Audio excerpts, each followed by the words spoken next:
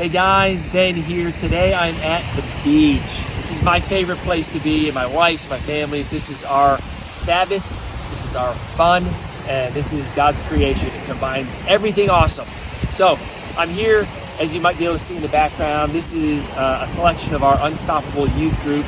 We have been here for 3 days and 2 nights. This is the last day.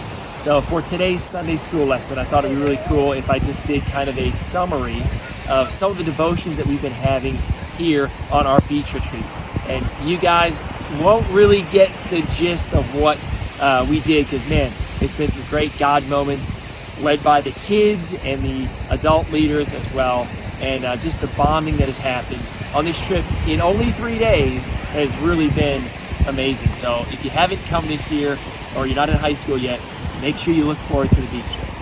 So on the first night, we had Braden. He is going to be a sophomore this coming year, and he led a devotion which was just really special. We went out on one of the piers, and we all sat there and learned from Pastor Rush. And he talked about the difference between temptation and sin. And there is a difference. And even Jesus was tempted, but he didn't let it spill over into a sin. And Braden did such a good job. I was so proud of him. He's one of the guys I'm discipling personally, and man, good job, Braden, on that one.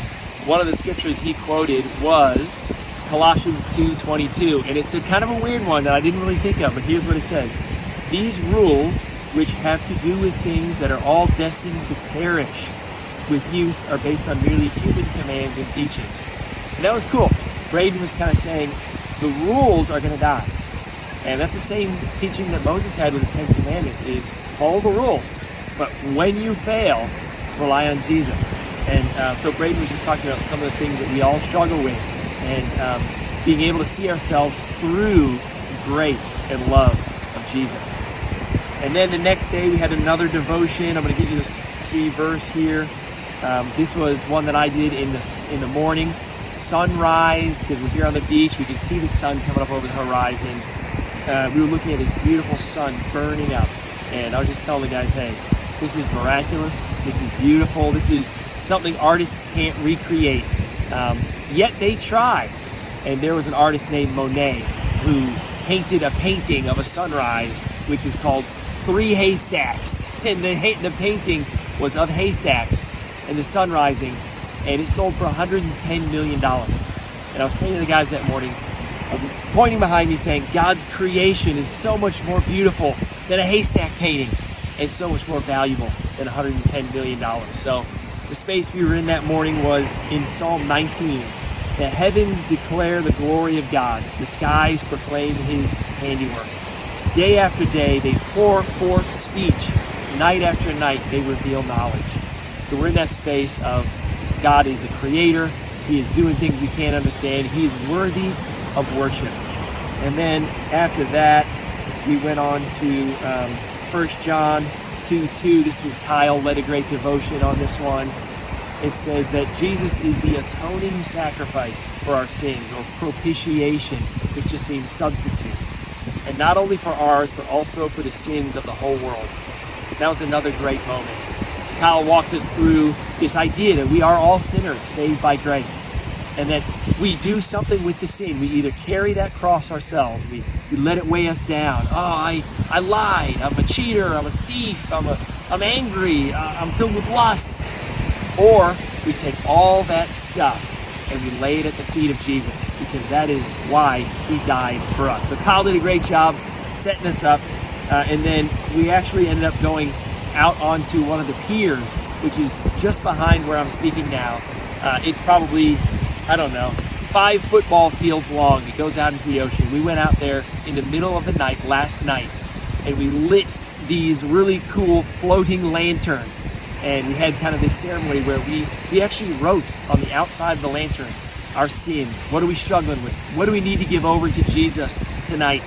We lit these things and released them to the heavens. It was very satisfying to see your sin written on that thing, to see it burning up as it goes up towards the heavens. And then weather cooperated and kind of drifted over the city. We got some great photos and videos of the whole thing happening. Really a great moment for us. And then finally, this morning, we were led by one of our leaders, Steph, who led us Genesis 39, 19 to 23. It says this. This is about the story of Joseph. When his master heard the story, his wife told him, saying, "This is how your slave treated me." He burned with anger. Joseph's master took him and put him in prison, the place where his king's prisoners were confined. But while Joseph was in prison, the Lord was with him, and he showed him kindness and great favor in the eyes of the prison warden. And guys, if you know the story of Joseph, Joseph went through a heck of a lot.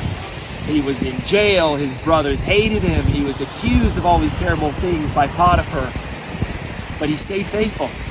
And the Lord used his story. And we talked about this morning, if his story wasn't difficult, we today wouldn't be encouraged by it, because he wouldn't have gone to jail. He wouldn't have been in the pit. He wouldn't have been accused by Potiphar. He just would have been another guy. And we talked about this weird tension between things that are difficult and God's grace and ability to use them for good. And that was a real encouragement for all of us to know that, yes, we're going to have challenges. Yes, things won't go our way sometimes, but yes, God can and will use them for his glory. Guys, this trip has been great for me as a youth pastor to see my leaders be so helpful and pray for the students and organize things, and see the kids have fun, get a little sunburnt, lose their voice like I'm about to, and stay up late while building relationships that are God-honoring. We didn't listen to bad music, we didn't watch bad movies, we didn't get drunk, we didn't vape, we didn't do drugs. We had a blast. So really great trip for us. Thank you for your prayers and your thoughts for those who couldn't come. And I know that some of you wanted to be here but couldn't. We did pray for you, and we look forward to connecting with you guys in Sunday school and youth group moving forward. God bless you guys. Have a great week. See ya.